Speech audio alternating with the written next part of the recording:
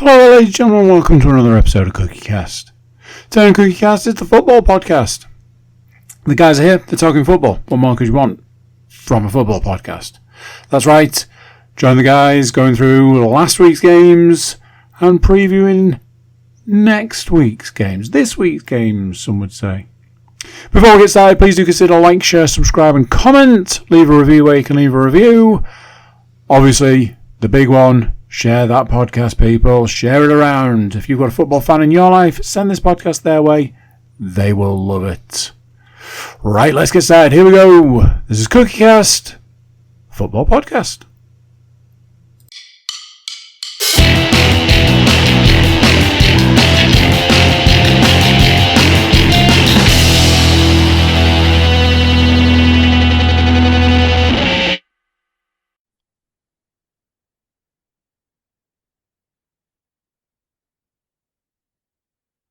Welcome on, ladies and gentlemen. It is your weekly fix of football nonsense from us here at the CookieCast Podcast Network. For those of you joining us on YouTube, you will see not one, not two, but three handsome, smiling faces staring back at you. That is, of course, myself and Mezzers Woodmansey and Mo. How are we this weekend? This week, fellas? I mean, somebody's wishing the week away already. Either that, or he's still inebriated from the previous weekend. Well, you know, maybe a little column A, little column B, maybe, who knows? We tried our best, let's just put it that way. So, yes, we come to you fresh off the back of a lovely, spiffing weekend away together in Scotland, where numerous delicious beverages were enjoyed. But enough about delicious beverages. Let's talk about some delicious football that took place in week 10. The first game of which took place at the City Ground in the Europa League, where Nottingham Forest were taking on FC Porto in what turned out to be Sean Dyche's first game in charge. And dare I suggest he couldn't have asked for a better start, Matthew? No, not at all. From the highlights and the commentary that I listened to, Forest seemed to kind of dominate the game, seemed to play well. A lot of the kind of, you guys know this because I had this kind of like rant about this weekend, but players and their little social media things, and we'll talk about this particular player in the Bournemouth thing. But a certain Elliot Anderson today shared his highlights package from Europa League, because obviously I assume Europa League put a little kind of, I don't know if it's a player of the match kind of thing, or if he was voted player of the match against Porto the other week. But yes, all of his little passes and all his good play, breaking up play.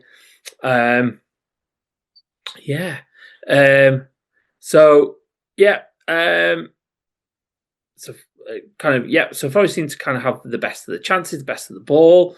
I think from kind of what I heard with Porto as well, they were quite a bit petulant and stuff like that.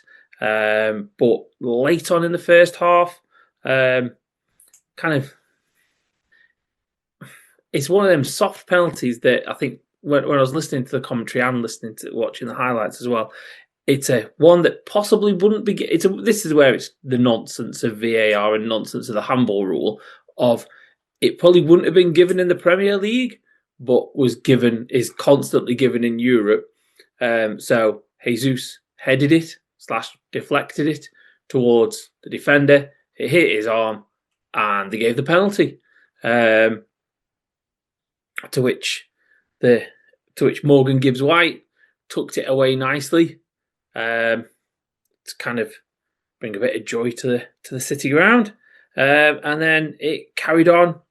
Game carried on. I think Porto came a little bit more into it, but in the second half, Forest. Well, initially it was given as a dive and simulation, and Savona got booked.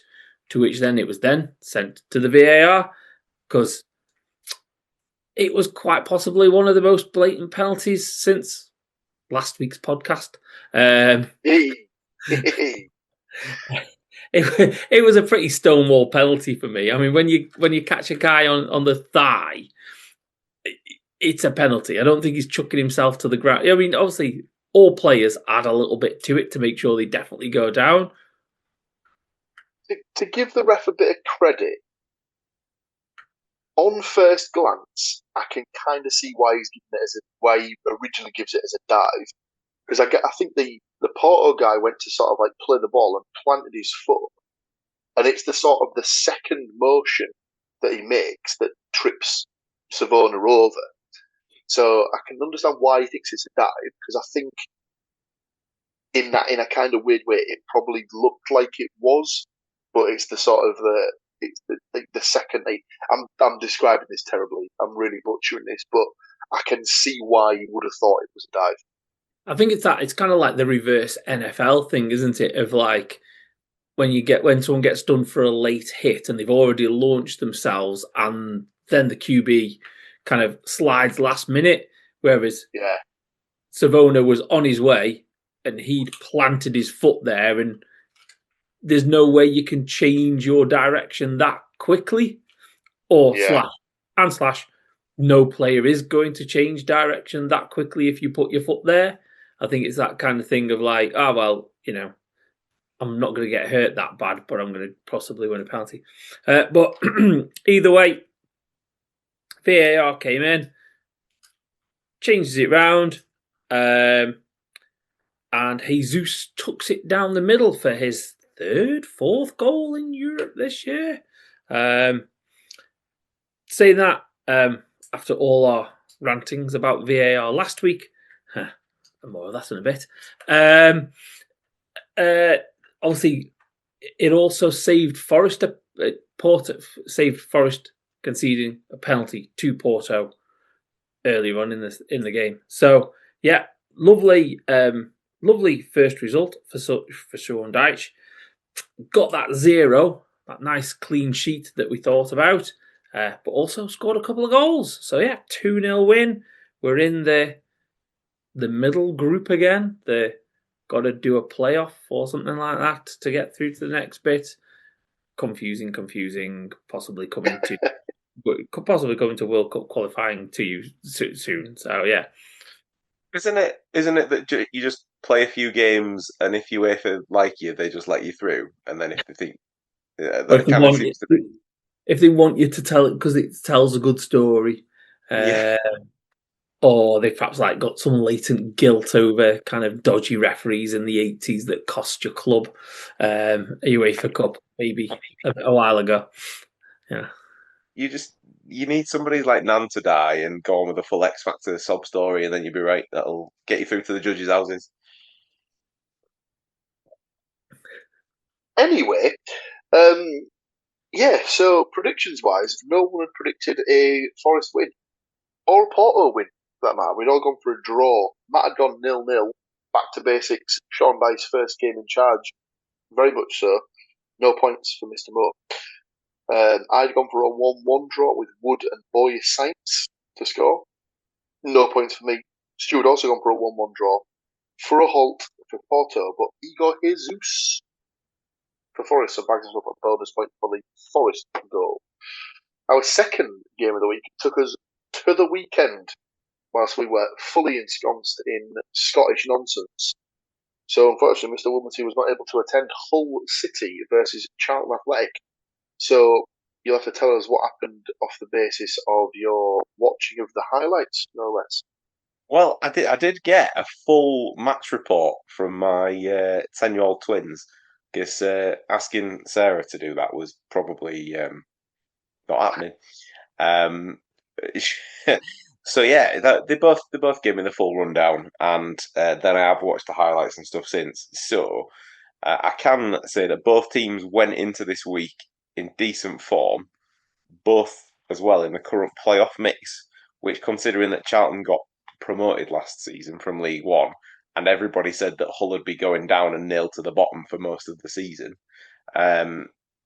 it's probably a little bit of a turn up for the Bucks. I know it's early, I'm not going to get too excited, but still, decent start so far. Charlton definitely started the brighter, and Pandor had to make an early save to deny a Campbell volley after 2 minutes. And then Charlton had another shot a minute after that as well, before Hull decided that they should probably have a little go, seeing as their home form hasn't been too bad. 3 quick corners presented some half chances, but nothing solid. But the fourth corner of the game forced the Charlton keeper into action to deny none other than massive centre half Semi Ajayi, not a header, ladies and gentlemen. He attempted a back heel, which was a little bit cheeky, but the keeper managed to get down and save it. A couple of half chances really after that before the break for either side, but went in 0-0 at the break. Probably a fairly even game from what I've seen and what the boys have said. But then the second half started, and the first attack of the second half saw the first goal of the game, and that did go to Hull. Joe Geldhart pounced on a failed clearance to fire in his third goal in 3 games. It was a low shot into the bottom right-hand corner, sort of right across the keeper, to send the home fans mental. I'm pretty sure Sarah didn't know what was going on at that point. Because the game had just started again. But yeah, the first 15 minutes was all Hull from that point. Joseph, Slater and Geldhart all having attempts blocked or saved. But then from that point, where Charlton were allowed to get back into the game and it seemed to be a bit more 50-50. But it did take until injury time to see another goal. And unfortunately, it was the away team that grabbed it. And with it, a slice of the points. Because Berry's deflected shot won a corner. And then he went and headed home the corner unmarked, which was very disappointing. The equaliser, however, was not the only sour point in the game. We've talked in the last few weeks quite a lot about Liam Miller, our winger who's come back from his ACL injury. Played a full game the Tuesday before against Leicester. Decided not to start him on Saturday against Charlton to sort of wrap him up in cotton wool just a little bit whilst he's still coming back to full fitness. He got substituted on the 69th minute, only to have to leave the field again on 82 minutes with what seemed to be a hamstring injury. He has had a scan on Monday, but there hasn't been any public news on that yet. So, final score, Hull 1, Charlton 1, Geldhart for Hull, Berry for Charlton. Hull now 5 games unbeaten. You said to take that. Predictions-wise, points all round here.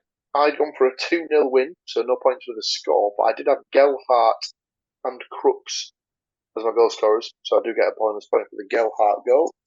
Matt had gone 2-1. He also had Geldhart Crooks with Gillespie to score for Charlton, so a bonus point for the Geldhart goal for Mr. Moore. Stu, however, didn't predict the goal scorers correctly with Joseph and Kelman, but the eagle-eyed amongst you will be able to tell that he did go for a 1-1 draw there. So bags himself 2 points for a correct scoreline. So 2 games in, everyone's on the board. Myself and Matt just with the 1 point, but Stu has 3 points from the 2 games so far. Our third game, also being played at the same time as the Hull Charlton game, saw my lot Middlesbrough taking on Hollywood FC. Wrexham. That's correct. Wrexham came into town. I don't know what the previous record was like at Middlesbrough. It seems like they haven't played each other for the best part 20 years. Well, probably longer than that, actually. I think it was 99 in the Cup, in the FA Cup, last time they played each other. Wrexham won that game, so we won't go into that. But it was actually Wrexham that started this game on the front foot.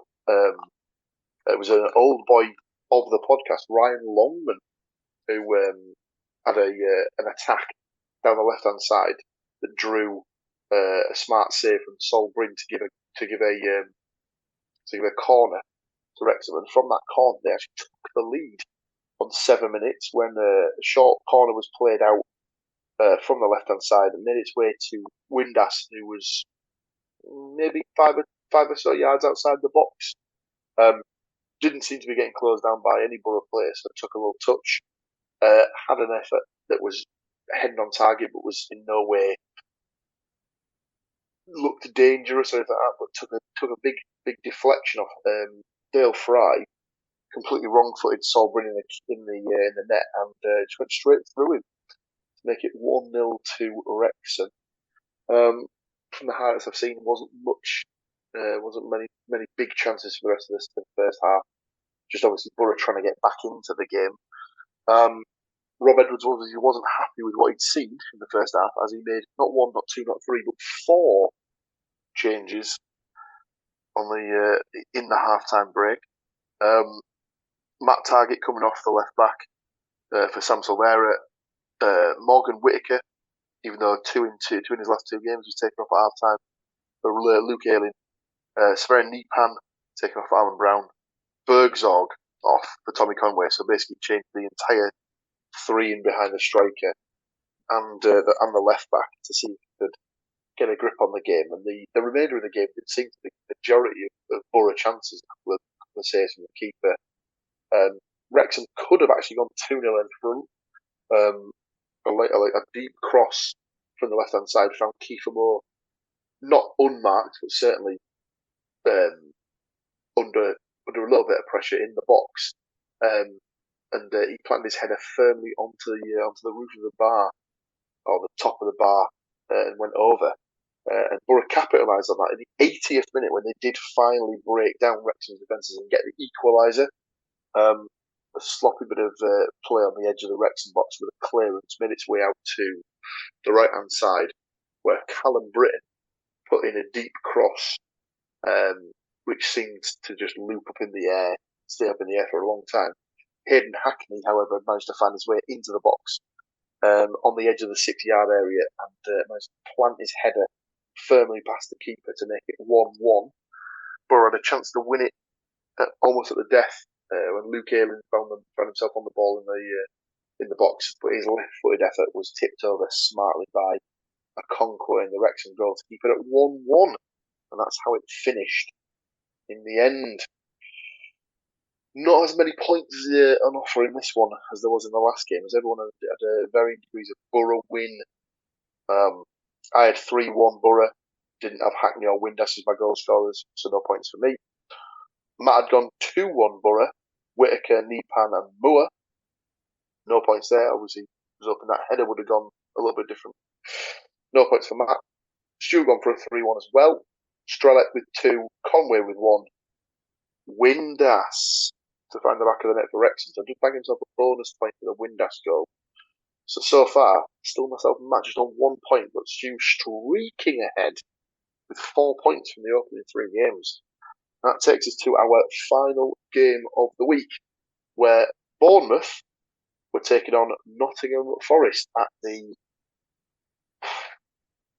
Did we ever sort of establish what the stadium is, other than small, shit, and very adverse to the wind?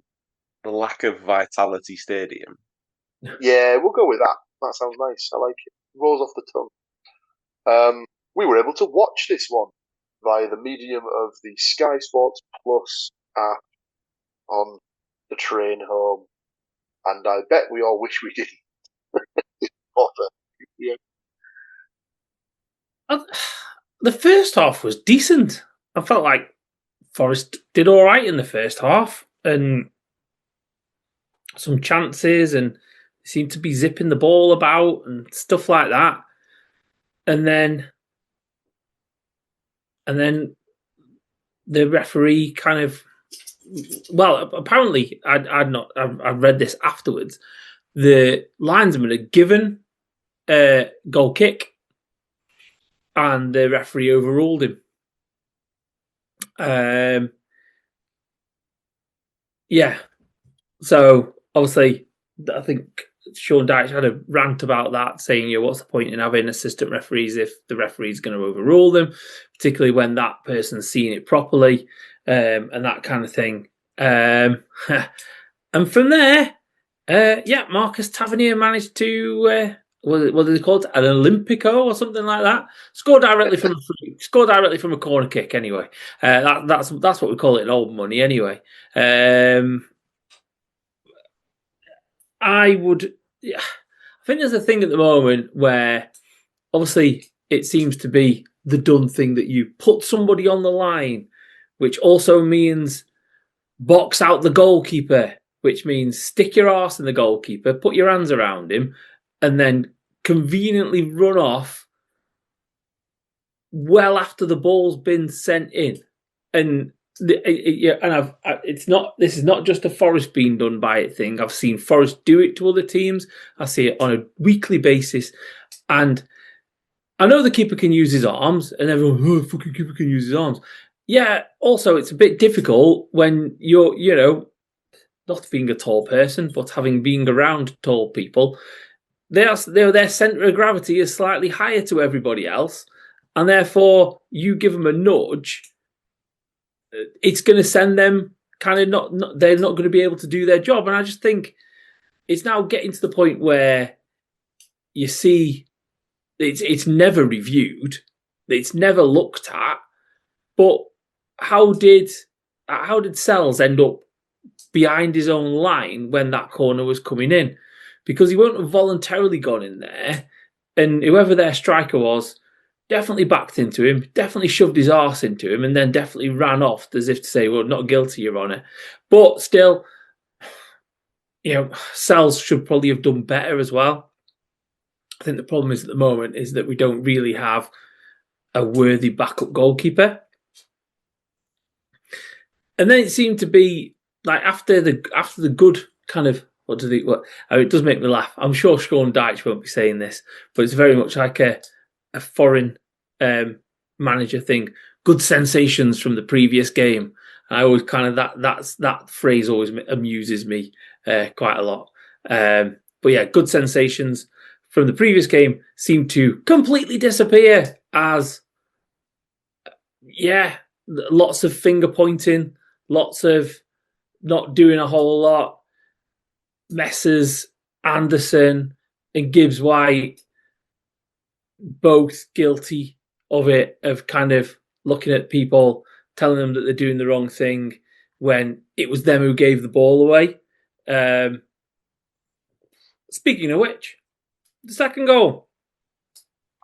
Not quite sure what Elliot Anderson was up to in the centre of the park, but he ended up on the floor, to which then Krupi picked the ball up, ran towards the Forest defence. Everybody looked at him. Then they showed him inside onto his right foot, which I assume is his better foot, and gave him a nice kind of shot from 20 yards out where he could pick the side of the goal that he wanted to shoot at because no one blocked him out. Second half, there was a bit more push from Forest. They took off 3 players. It took off Hudson-Odoi, Luis, and Jesus for Taiwo, Yatesy, and the third one slipped to my mind. Hutchinson. Hutchinson, who came on and looked lively. Taiwo did what Taiwo always does. And Yates does what Yates did. But it just got... I mean, I've not seen many Forest games this year, but if that's the way they've played all the other games this year, we're going down. Because the defence looks like the defence, and that's not as solid as what it was last year. I don't know what they had set up in front of the defence last year, but the defence looks really, really exposed. The midfielders are... I don't know. I don't know whether they've all just got one eye out the door. I don't know whether Elliot Anderson's pining to come back up north, which, spoiler alert, unless, as I've seen in the papers today, you got Man City, Man United, and possibly Real Madrid all circling with 100 million plus. I don't think the Barcodes can afford Elliot Anderson for 100 million plus. I'm just saying, you know. I mean, fair enough. Maybe they've got their Isaac money, but he looks like I don't know. He looks like the England situation has gone completely to his head because whilst when he's at England, and I know they're a decent team playing against shit teams. He looks like Jude Bellingham looks when England are playing shit.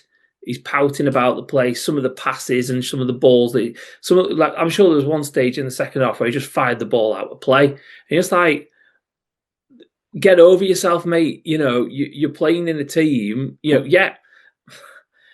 You know, I suspect the problem is that a lot of the players at the club have never gone through like a bit of a rough patch, a bit of turmoil in the team, and for whatever reason, they're not handling it very well.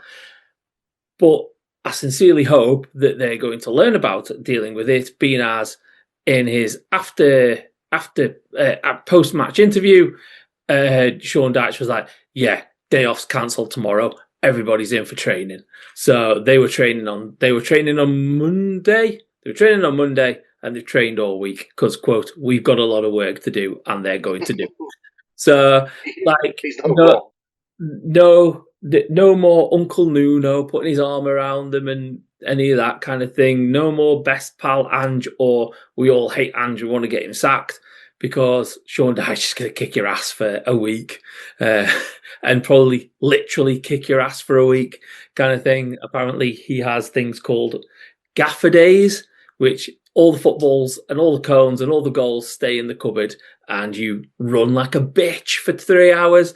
So I suspect, I don't know whether that was Monday's lesson but yes, their days off were cancelled on Monday and they've had a full week of work to do to get ready for this weekend. We'll see how it goes, but I suggest that some people will be for the chopping block if it doesn't sort itself out on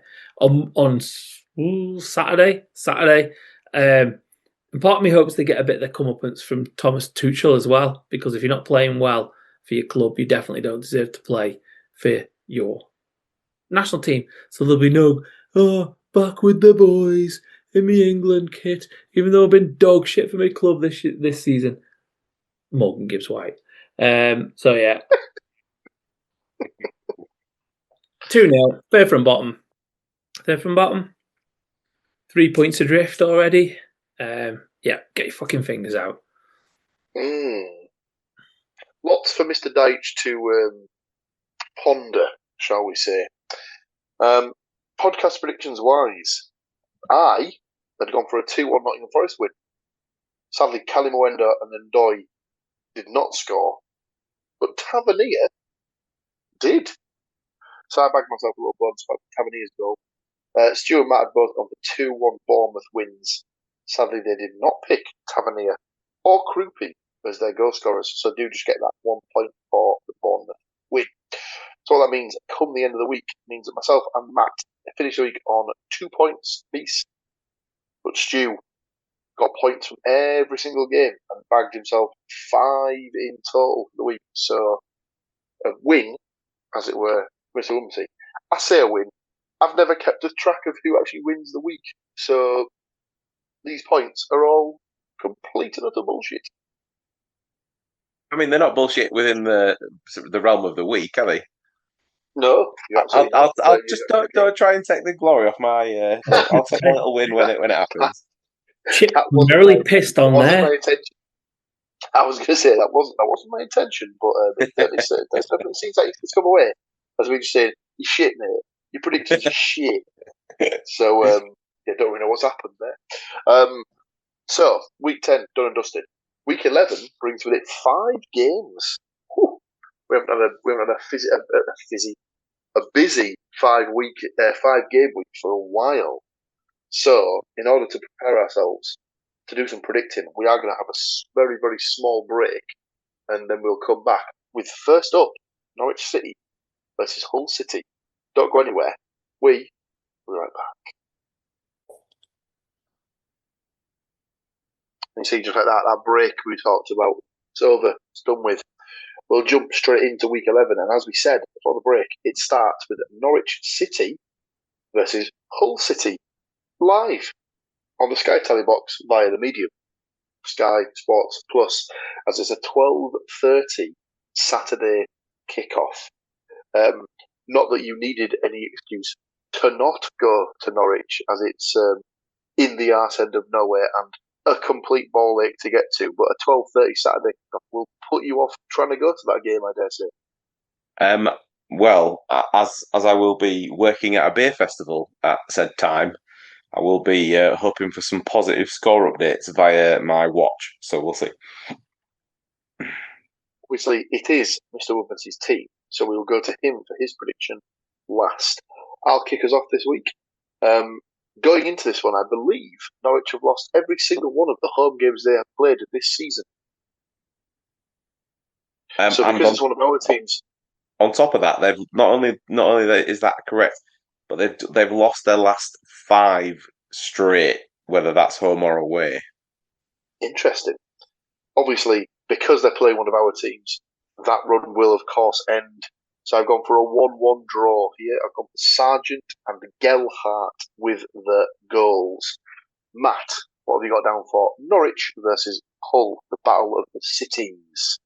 I'm staying positive. I'm hoping that Hull can keep their rich vein of form going. So I've gone for a 2-1 win for Schwartau for Norwich, and Gelhardt and Giles for Hull. Double G. Now, Giles is an interesting one, because whilst he is king of assists, I don't really think he tends to get himself into scoring positions that often. Maybe he'll on this weekend. He's more of a hug the touchline kind of guy. But I'll defer to the man who's seen him much more recently than I have. He has had a couple of shots here and there, and forced a couple of saves from memory, certainly in the home games. So it's not unheard of. Whilst it's not a regular occurrence, broken clock's right twice a day and all that. So you never know. Go on then. I'll just see it panning out. I started my train of thought very much like you did, in the respect of they've lost that many, had spotted that. So therefore, because they're coming up against Hull, and it's in Norwich, and we never really do that well in Norwich. But I don't know, I just can't bring myself to put them down to lose at the moment. So I've also gone for a 1-1 draw. For a band that have now been hit quite hard by injury, they do feel like they're working for each other, which is great to see. But I've got Norwich 1 with Sargent and Hull 1 with Joseph. And it was only because I didn't think Gelhardt would score 4 in 4, but you watch him go and prove me wrong. Here's hoping. Our second game of the day of the week, and of the day, technically I suppose, takes us back up into the Premier League, where Nottingham Forest are playing Manchester United. Now, a little bit of backstory on this one, obviously. Unless you've been hiding in a cave, there was a Manchester United fan who was vowed to not cut his hair until Manchester United win 5 games in a row. They have won 3 on the spin coming into the back of this one, and their next game, if they are to win here, would be against Tottenham Hotspur, who are notorious for just ruining people's lives. So, Nottingham Forest versus Manchester United. Mr. Matthew Moore's team. He will give his prediction last. We'll go straight back to Mr. Woodmansey for his prediction on Forest versus United. I think Man United seem to have hit a bit of form recently, as we know, as Paul just mentioned. Forest need to get ticking under Sean Dyche. I think this is one of them games, particularly because it's at home. I feel like they'll probably take the lead, but then based on what we saw from the Bournemouth game. I don't know if they'll struggle a bit. So I ended up going for a 1-2. Forest 1, Man United 2. Jesus to score for Forest. He will always be Jesus, never Jesus. And then I've gone for Mbeumo and Sesko for United.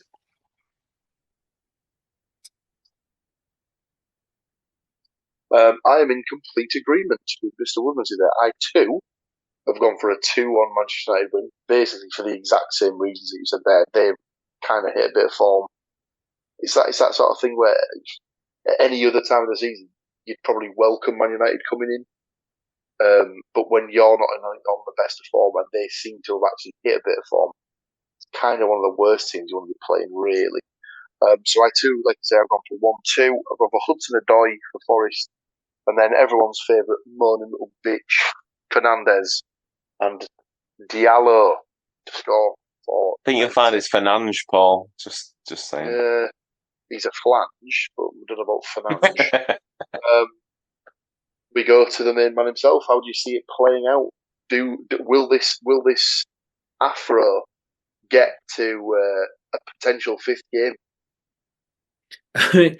I'm in all kinds of like different states with this one because I would love it if it got to like the 96th minute and the Spuds either scored an equaliser or scored a winner.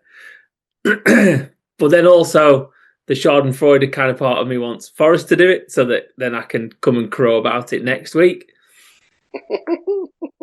So I've gone with two things here. All right, so my actual prediction is a 1-1 draw. Okay. I think we're going to shut up shop. I think we're going to run around. We're going to do what we did last year, really piss off Fernandes so that he'll lose his shit because, I mean, it'll take like 3 minutes. So it'll be all right. So then I've got Anderson to score and Fernandes to score for them because he seems to score against Forest a lot. But if Forest do win, I will buy a wig and wear a wig like the lad who hasn't cut his hair for 5 weeks as a little who was waiting for United to win 5 games on the trot, just as a little tribute to him. I mean, you heard it here first, ladies and gentlemen. That is a promise that if Forest do not lose this game... No. I said win. Oh. I said win. I'm not that stupid. Disappointing. Forest win, I will wear the wig. I mean, to be fair, like a Forest, a draw is good enough, bad enough, whichever way you want to class it, for that poor lad and his hair. The third game of the week, also played on Saturday, also at 3 p.m, sees Watford taking on my lot Middlesbrough. This is technically old boy rule for the gaffer, as Rob Edwards did have a spell in charge at Watford. Who hasn't at this point? Well, that is a very good point. Yeah, there's not a manager alive in the British Isles. Not even that. I had 2 missed calls last time on my landline. I have no idea what the number was, but one was a Watford dialing code. So I think they're just asking anybody now. Yeah, the people who run the club have watched and listened to this podcast, and they think that we speak a lot of sense. So they're just lining us up when Grazia and everybody gets the bullet in about 6 games' time. And they still got the wrong number out of the 3 as well, so, you know. Obviously, it's my team, so I'll give my prediction last. So we'll do the same. Again, we'll go straight back to Mr. Moore for his prediction for Watford versus the Borough. I've gone for a 2-1 Borough win. Ooh. I've gone for Doumbia. Watford. Definitely thought we were getting a check for Ted's ear there, but never mind, we'll skip on. Obvious. And then Whittaker and Sen for Borough. Could have double bluffed him then and said an own goal from that guy. That would have been incredible. Stu? We've somewhat synchronised on a lot of these because I also have a Watford 1, Middlesbrough 2 scoreline. I've got Sen and Bergzorg for the Borough, And for Watford, I have got Bar. Now, is he B-A-A-H? Yes. Or is he just Cheap. Yeah, he's got the H. Well, lads, we're all in agreement tonight because I too have got a 2-1 win. But for Oxford, who am I talking about? Watford. It's gone really wrong if yeah. Oxford win that game. Right. I can't think off the top of my head, but I'm pretty sure I've only ever seen Borough win once at Watford, which was 2 seasons ago. Other than that, very bad record off the top of my head. Plus, old boy going back to his old team where he managed, they'll probably want to put in a bit of a performance, So, very much expecting Watford to win this one. They have an old boy in the left back, Mark Bowler. Doesn't score very many, so obviously he's going to ping one in from about 75 yards. So I've got him to score for Watford. I've also got Vata to score for Watford, and then the Borough goal I've got down as coming from Tommy Conway. We then move to the midweek fixtures, the first of which sees Derby County Boom taking on Hull City. Obviously, it's Mr. Woodmansey's team. He'll be going last. This is, of course, a midweek EFL fixture, so we'll be live on the Sky Sports Plus channel. For those of you who are able to watch, hopefully, a Derby County 0, Hull City 2, with goals from Matt Crooks, Kyle Joseph. Matthew? I've gone for Hull to get revenge on the game that I went to see last season. Probably should have picked a defender to score this instead. But I've gone for a 1-0 Hull win with Undala scoring. Over to the main man. Varying degrees on your choices there, because Ndala's coming back from injury and looking about right, so that's a positive. Crooks, however, the chairman announced on Friday that he's got 2 or 3 games left in him before he has to have an operation and will be out for 3 months. So depending, he's obviously played one of those games against Charlton. The Derby game would be the 3rd, but I would suspect on that goes on how he's recovered from the Charlton game and therefore how much he features against Norwich as well. So yeah, the Crooks pick could be all right, or he might not even see the bus, but we'll see. I have gone for what would be our 3rd 1-1 draw in a row. Just, turn us into Preston our 2 seasons ago. But yeah, I've got a 1-1 draw. I've got Gelhardt to score for Hull. And everybody's least favourite shithouse of that whole group, Carlton Morris to score for Derby. I'd forgotten that he was there, mainly because he started off quite well and then he seems to have dried up. Have you seen there? Have a look at their current squad, and it is, with the exception of our old boy Callum Elder, who is genuinely quite a nice guy, it is shitbag after shitbag in that team. Or just Derby. Yeah, that's like Derby. That's years, isn't it? I tell you something, they're massively underperforming for the talent in that squad. They should be way further up the table than they are. They love to sack a manager. They love to sack a manager. I mean, pot kettle black. Yeah, I mean, come on, we haven't sacked anybody in a week. That is very true. Do you know what? Fair play to Mr. Marinakis there, because he has kept his trigger finger very, very much off that particular trigger for the last 2 weeks. So well played, Evangelos. You've shown some personal growth there, lad. I've seen that he can bury the hatchet because apparently him and Deitch had a run-in when Burnley played Olympiacos about however many years ago, and Deitch apparently told him to fuck off. So and survived. So didn't find himself inside a Euros or whatever it is. So, our final game of the week takes us to the East Midlands, where Leicester City will be taking on my lot Middlesbrough. Again, It's midweek again.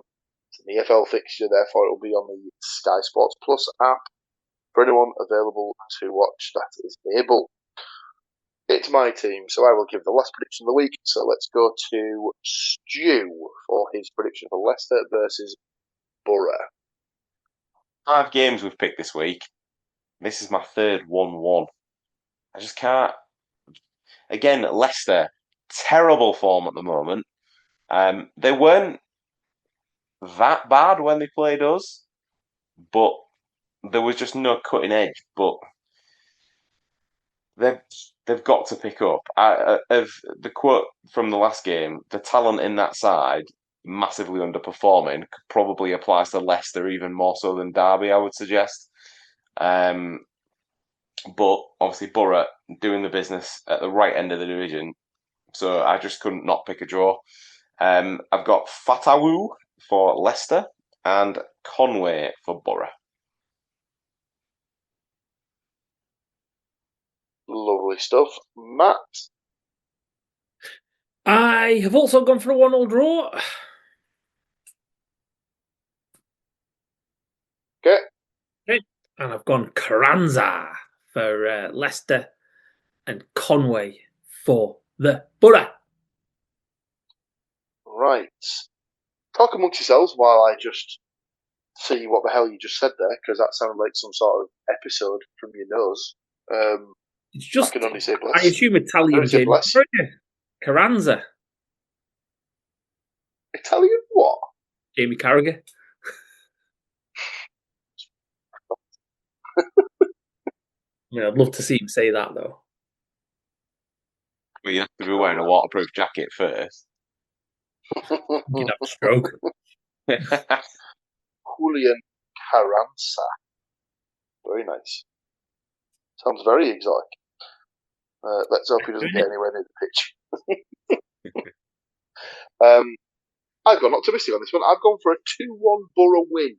The last time Leicester were in the division, they won the league, but Borough did the double over them, beat them twice. So let's hope they can continue that little vein of form against that particular team. But you'd absolutely take it if Leicester did that to you and you went up. You too fucking right, I would. So, the old boy rule is in effect. It was only a loan spell, but it was a very productive loan spell. Aaron Ramsey, not that one, did have a spell in the Borough team. In the season they actually got into the playoffs. He's not really done much since then, to be honest with you. He's been injured a lot, but he did. I believe he scored against Hull. He did. So would back him to score against his old club. Let's put it that way. Didn't win, and then I've gone for no, he did. He said no points there. And then I've gone for Sen. Scott for Borough, and I've gone for a first in Borough colours for Aidan Morris. I think it's coming, and his shots are getting better because they're not going out for throws anymore. So always a bonus. That takes us to the end. Yeah, exactly. He's closing. Like on the old golf closing. Game, get it right in the middle. He's like correct. He's like that 180 sort of spectrum. He's closing it down. So like he's going to be firing it. He's going to be firing at like obtuse angles still, but much smaller. So there you go. Bet you didn't think you'd be getting a geometry lesson when you came to the podcast this week, did you? That's right. Year four geometry. So like 8, 9-year-old. Well, I'll still take.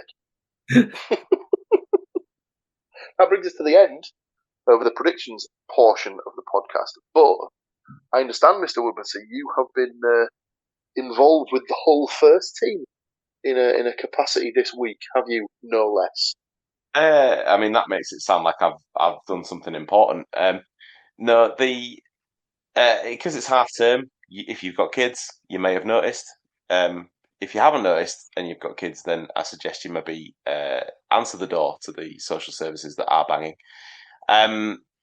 They always in the half term October do like a range of activities to get fans involved locally. So they do stadium tours. They're having a darts night as well soon, which is something I saw. You can play some of the members of the first team at darts. But the thing to kick this current week off was an open training session at the stadium, followed by a sign-in session. Now, we've been before, a couple of years ago, notoriously terribly organised. However, I'm pleased to report this year was slightly better. So it started at 11 o'clock. Our doors opened at 11 o'clock, and then straight onto the training. There was a huge drill set up, taking up one whole half of the pitch, which most of the first team got involved in.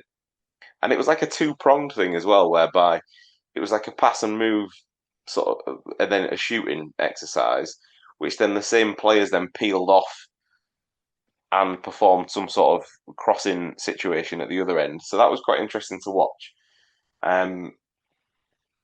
Some of the players who were recently injured obviously weren't involved in the training session, but they were in attendance still at the ground, with the exception of Liam Miller, because he was off having that scan that we talked about earlier. Weirdly, I don't know why they were doing it, but there was Charlie Hughes, Gelhart, and Joseph, I think it was, playing some sort of weird corner golf on their own. So I don't know if they'd had a bit of a knock and weren't involved in full training, but they were having a whale of a time, not with the main group, just pissing about the other end of the pitch, which was quite funny to watch. But yeah, after the training session had wrapped up, there was a break for the players of about an hour where they went and got sorted and had some dinner and stuff. And there was activities up on the concourse. So the mascots were out in full force, some table football going on, some balloon modelling going on, face painting going on. And the kids were allowed to get involved in all of that too, which was great. So the signing session came next, and they'd set it up in the West Stand concourse, and they split the squad into two halves, one at each end of the concourse, and you didn't know who was going to be where. Now, we were very lucky that we managed to get in the queue for the right-hand side quite early, and got some like autographs and stuff on a program that the boys had picked up from the Charlton game, and we'd gotten one from the Leicester game. So that was all nice, and they got some photographs and stuff with the first half, and then we started to queue for the second half of the squad, and this is where it could have gone a bit pear-shaped because it was super busy, and they obviously know how many people are going because you had to apply for a ticket for it. But quite early into joining that queue, we were told that time might expire and we might not get to see the second half of the squad.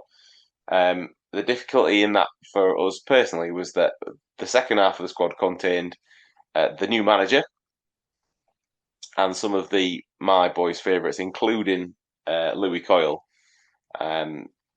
So we joined the queue. We were told 5, 6, 7 times, "Oh, it's not looking very likely, because time's getting drawing a bit near now," and all the rest of it.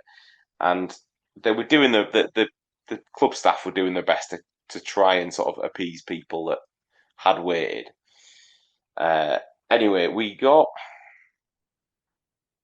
probably about 15 minutes away from the front of the queue, and we could see the players, and some of the players had already been talking to my boys and stuff from across the railing. But we were told that that was it. It was going to be time, and they were going to cut the line off, and we'd waited quite a long time for the second half.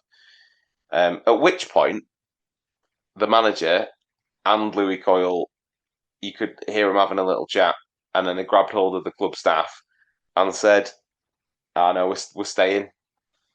So the manager actually said, "These guys are the reason we are here. We are staying."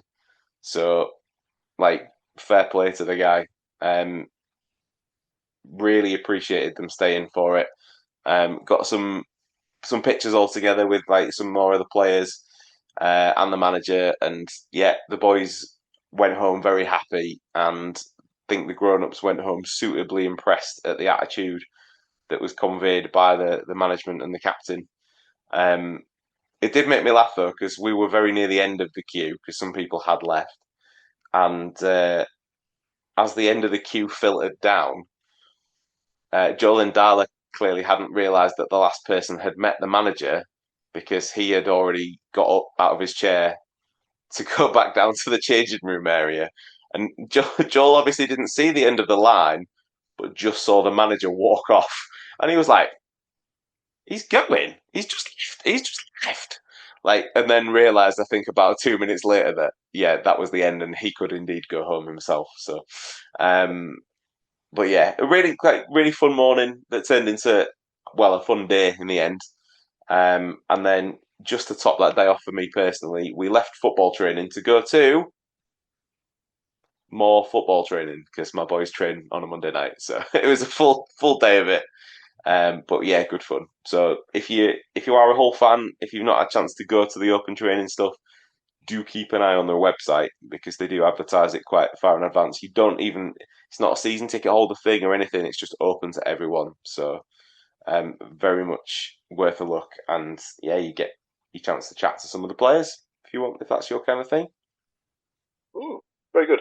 I don't know if you said, but is it capped like a certain amount? Like, is it like 10,000 or? They opened sort of the middle section of the lower bowl in the west stand, so it would be about, I want to say 6 or 7 blocks of seats. So it's quite a big chunk. There was a fair turnout, and because it's aimed at families as well. When the training had maybe started to go on for a little bit, if like the younger kids were getting a bit bored, like the activities that I mentioned on the concourse were available all the time, not just in the break. Yeah. So like there was plenty to do for the little ones, and the one of the food kiosks was open until the signing session started as well. So plenty of chance to get a brew for the parents, or a 11 o'clock beer if you really wanted to. But plenty going on. So yeah, I would recommend it. Very nice. It's certainly a good idea for more clubs to put on stuff like that. I mean, I'm saying that some certain clubs might do it, that just don't hear about it. So obviously, me not living in Middlesbrough probably is counterproductive to that. And obviously, I don't think Mr. Poe would be that interested in going to an open Newcastle training session. So. No. I've done it in the past, but I've not heard of it, and strangely enough, I've not been following it. So yeah. So yeah, but a nice little good story to finish the week. Thank you as always to these two gentlemen for joining me to go through the details of all of our teams and the ins and outs of their games in this particular week.